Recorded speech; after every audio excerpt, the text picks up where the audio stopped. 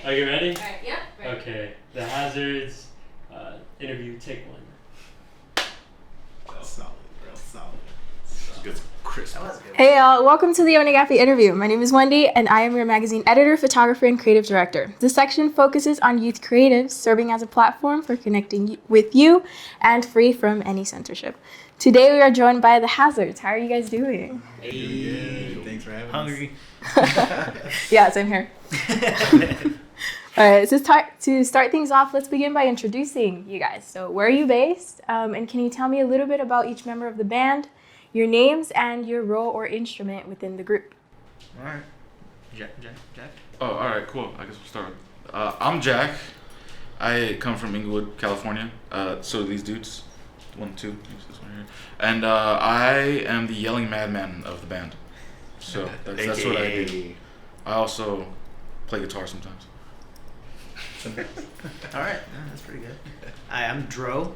I'm also from Inglewood, California, and I play lead guitar in the Hazards. Yeah. Cool. I'm Jeff, just like these other two, also from Inglewood, and I play bass in the Hazards.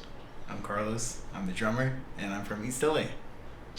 Awesome. So I want to briefly ask about your background. How did y'all meet, and what brought you guys together? Me and him actually met at my job, and we worked in 2 different departments, but I remember one day one of my coworkers telling me that he played drums, and I had just recently left another band, and I wanted to start my own project.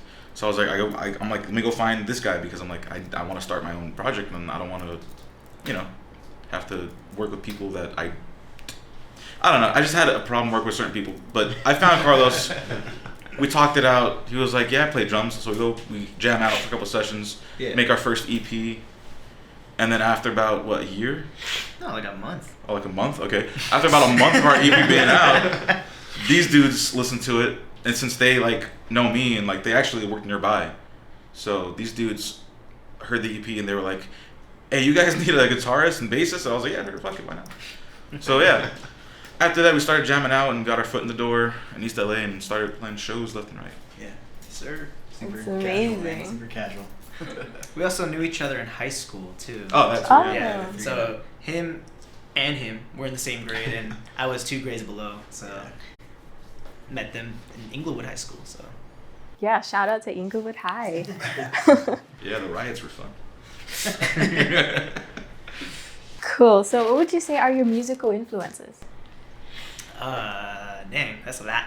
I'll just throw a bunch. I think we all grew up listening to classic punk, hard rock, heavy metal, all that kind of Grunge. stuff. Grunge. I think one band we all have in common is Rage Against the Machine. Yeah, Rage Against the Machine. Yeah. Anything that's loud and in your face and Nirvana. angry, we like that kind of Queens stuff. of the Stone Yeah, Age. Queens of the Stone Age, all that stuff. Misfits. Oh, yes. The Beatles. Yes, love the Beatles. So related to that, up-and-coming artists and creatives are one of my favorite people to work with and just really be around. So it is a scene that I find really works collectively. So who are some of your partners or collaborators that you have worked with so far? Well, we just released an EP not too long ago, and for one of the songs we featured our homie from Velvateen. His name is Jacob, and we were just trying to see what else we could do with the song, and I had the idea of hey, why don't we have a guest feature on, who would be a good vocalist to feature on the song, and I just thought of, Jacob from Velvateen, he has a really cool voice. Let's see if he would be willing to do it. Comes down to the recording session, fucking knocked it out of the water.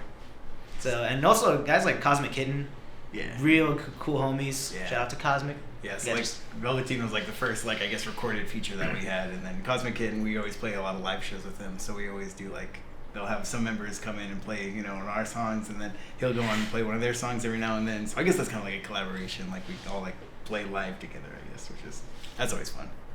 They're cool also outside of music. Yeah. They're really dope. Also, I think one person that we do work with often is Marco. Oh yeah. Yeah, so Dr. Deathifying, he's our photographer, and he gets a lot of our images out there. Yeah. So most of the images you see on our page, they're all him. Most 90% of them. Recording, all that stuff. He helps us with everything. Yeah, they're hella badass. I've seen him around and I've seen his pictures. Oh yeah, dude. Yeah, he also makes all the other bands, like, you know, in the scene, he makes it look. Yeah. So he's been there since like Amazing. the beginning. He's been a homie since like the start. Like he'll just like. Also, get don't up. forget MJ. MJ is like a huge pillar of the community. Yeah, MJ. Yeah, Over really in, think about it. A lot of City Terrors. Yeah, the last City Terrace. Yeah. Yeah, PW City from there, all Terrace. that stuff. Also, one big shout out to our guy Jeff Bowler. He mixed our album Modern Medication and mixed our recent EP that we released. So, good mixing engineer. If you guys ever need that, Yeah, hit him up. He's good. We've been working with him for a couple of years now. Really cool guy. Awesome. So, Hazards has really such a unique sound. There are songs like Run, The Cops Are Here, and from your latest EP, Stay and Play, also that are on the heavier side, and one of my personal favorites, Sorry I Broke Your Lego Set, that are more on the indie rock side. And it brings such a dynamic, really. So for this next part, I would like for you guys to choose a song either from your latest EP or previous albums, and then tell us the background behind one or several of the songs. Like, do they have a story behind them? The other day I was thinking about the song Mexican Standoff. It's also on the same EP, the Sound the Alarm EP. I think like the energy and like situation that it was in, we were like rushing to write a song because we wanted to like throw another song on there. So I feel like that kind of like pressure and like anxiety like really got behind the feeling of the song, because we named it before, like we had any lyrics, we called it Mexican Standoff just because I think someone mentioned like the song has so much tension, it feels like I'm standing there in a standoff with someone. You know, actually, I can explain that tension very well. Actually, I think I remembered what it was too. I had a wisdom tooth that needed to be pulled out. I was in a lot of pain, so all that screaming was very real. Yeah, so a lot of anxiety and pain and anger went into that one, and I think it shows. It's really high paced and The way I remembered it, I feel like we were jamming the song, and then just out of nowhere we heard gunshots like outside of your garage when we were practicing, and they're like, "Yo, are they having a standoff?" Like, "Yo, hold up." yeah. So that's a good one. But lyric wise, he's the one that usually writes most of the lyrics. I don't know if you like want to tell any stories behind those lyrics, man. Well, for Mexican Standoff, it's more about the masculine urge to, you know, go down swinging. So, you know, I don't know how else to explain that, honestly. Just, you know. Yeah, it's just one that I was thinking Yeah. about like the other day. There you go. I think one of my personal favorites, which I wrote like 2018, and then I finally got it recorded with Carlos. Was Tough Luck. So that one's more about me being homeless, because right after high school, like I turned 18, I immediately moved out. I had nowhere to go, so I slept in the park a couple times, and that was fun. Yeah, those lyrics have a lot of substance for sure. Yeah, so yeah, you listen to that, you can probably tell, but you know, there was that. What about you, Jeff? I like that song. For me, it's probably Cops. That is the first song I wrote, 90% from start to finish. Yeah. On Modern Medication, because the last song was supposed to be Stop Caring, but after listening through all of what we had, I'm like, nah, there needs to be one more closer. So So what started out as a reprise of like multiple songs just turned into Cops and brought it to these guys. They helped me flesh it out, and it was. Yeah, we've actually performed that song while the cops were showing up one time. That was at our album release. While the cops are kicking us out. That's a rule. Like, even if it's not on the set, the cops are here. You Actually, we had the privilege of doing that again in Monrovia at a bar. Somebody called the cops on us at a bar. That was. No, because there was a fight outside. That's why. Oh, is that what happened? Yeah, Oh, shit. Bro, how did you see that, bro? We were like in I front of you. was by the window. Dude was drumming and like, oh. Okay. Yeah, there was a fight, so the cops came, so we played Run, the Cops Are Here. It's always a fun one to play. Always a really fun one. All right, so circling back to your latest EP, you just recently released Sound of the Alarm this 2023. How was the process recording Sound of the Alarm? Oh, man. It was a long process. It was a long, but it was a very... It was a fun experiment. Yeah, no, because I think the experiment was just like, let's see how well we could work under pressure. Like, give ourselves like this deadline, and like try to just fucking bust out an EP out of nowhere. And do most of it ourselves, because the full album that we did before was we went and recorded it with someone. They mixed and mastered it and all that stuff. And this we tried to do like most of ourselves. And our friend Marco, the guy we were talking about earlier, he helped out a lot. He had all the equipment and did the recording for us. But it was like mainly in our control, you know. Like the other guys, we had a schedule and all that stuff. But this can, like Mark or Tro said, try to like stick to the schedule, and it was super stressful that we did that to ourselves, but it was fun. It was cool. Yeah, it was a really cool experiment because it kind of just showed like what we should work on with ourselves and with the music, you know, like just being in that time space, just like what like we can improve on for later projects and stuff like that, you know. And also just the setbacks too, because there was a lot of them because we wanted to get it out. It's beyond setbacks. Well, not just you, but like there was like a lot of setbacks, like from the Jeff, like who couldn't be able to mix because, you know, illness and whatnot, and we're just like, fuck, dude. Or like a recording session we couldn't do because the space didn't have any time. Just like, man, like yeah, super DIY. So like, yeah, that's the end product, you know, just us trying to just rush it out, which is not, I mean, I wouldn't recommend it, but cool. if We you learned want a lot, if you want to push yourself to that kind of, you know, experiment, then go ahead, you know, see what comes out. It's a challenge, but Exactly. it's a challenge that I think is welcomed. Yeah, we learned a lot for sure.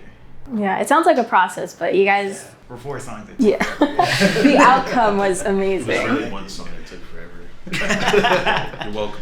Yep. With that, I want to ask, what are the band's biggest achievements? Ooh, That's a good question. man. I don't know. Putting out that album was a pretty big one. It was actually a really cool achievement because that was the first time for me, at least for me and him, where we actually got to record like our parts, our like, you know, and just put it out there. Yeah. And just share it along amongst like everyone, you know. And it was really cool because that was also our first like recording as like a full band too, because I think the first one, the EP, was just them two. And even then, it was super different. It was like way more casual. We were just like in my living room, just having beers, doing the recording. You know, like no pressure at all. But then when we did that album, yeah, it was more of like like I said, we were on someone else's time. We went to the studio, you know, did their thing. You know, we had to be out there by a certain time. It was just way more professional. Made it feel like, okay, this is like a band thing, not just like a jam. You know. Yeah. So recording the album was definitely an achievement for sure.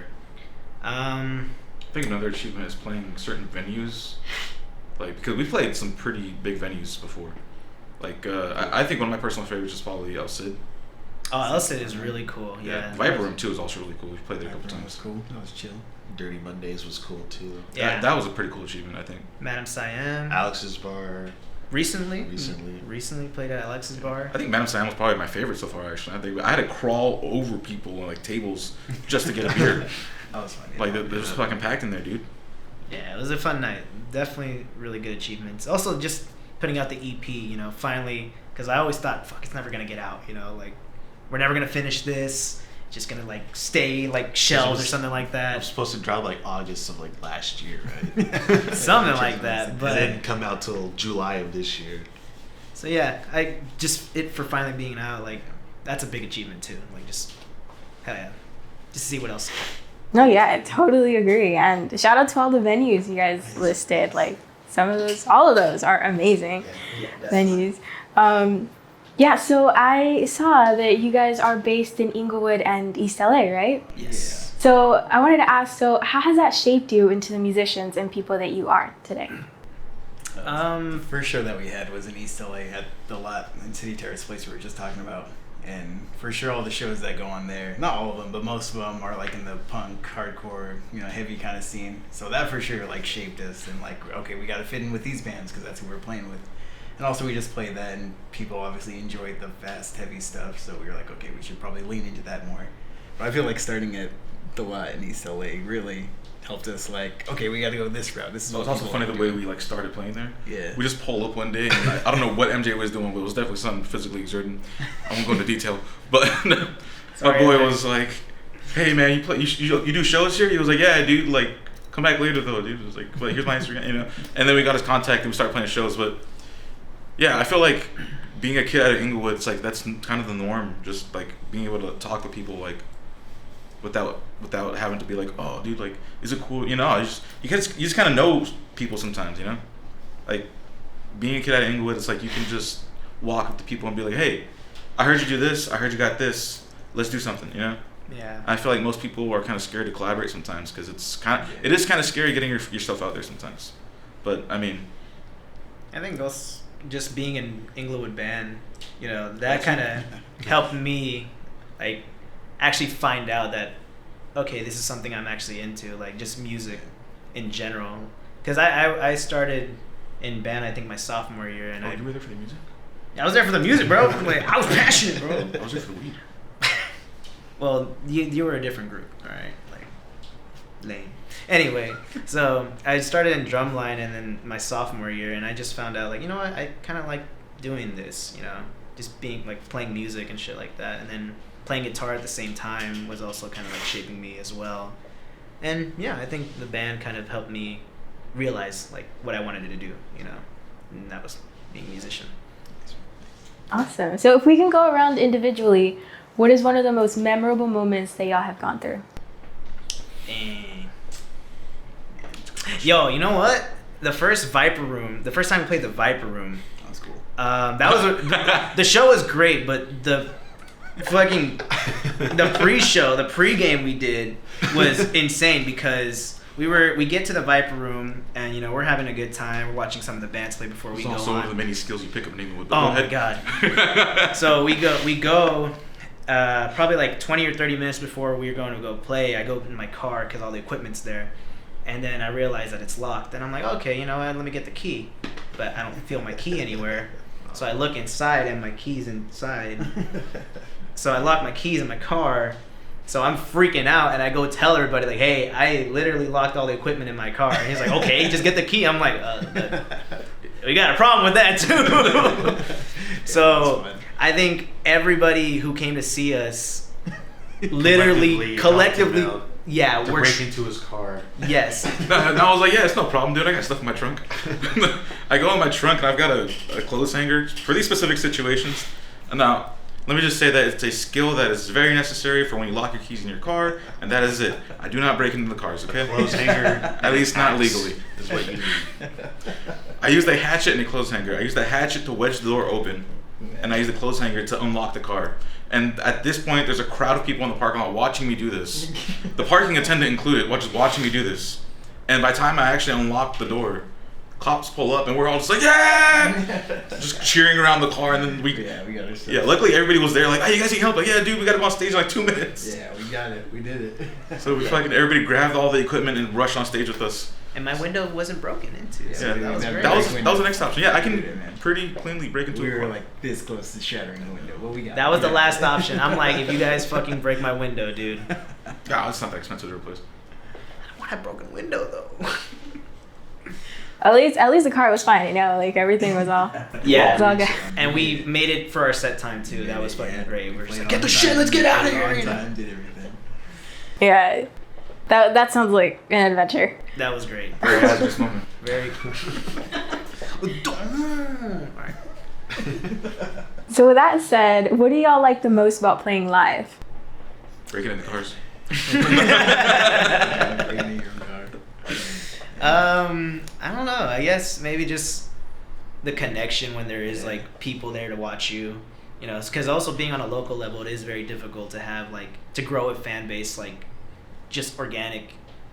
And when people do show up to see your set and just see your hear your music, and they're getting down, and even new people when you see them like literally vibing to the music that you're playing, it's always a great feeling. You know, just feeling that connection, just seeing people like actually welcome your music is always a great experience. I think it's also fun, just me personally as like, you know, a singer, I love to interact with the crowd a lot.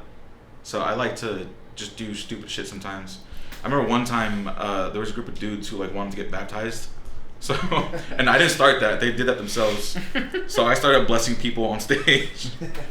And then that happened. And then I think the last show actually was really fun because I started just getting down with the crowd, dude. Like the crowd was great last show we had. Yeah, shout out to East LA crowd and all the bands that played there. Yeah, I feel like that's one of the coolest spots we've played because there's always a crowd for us there.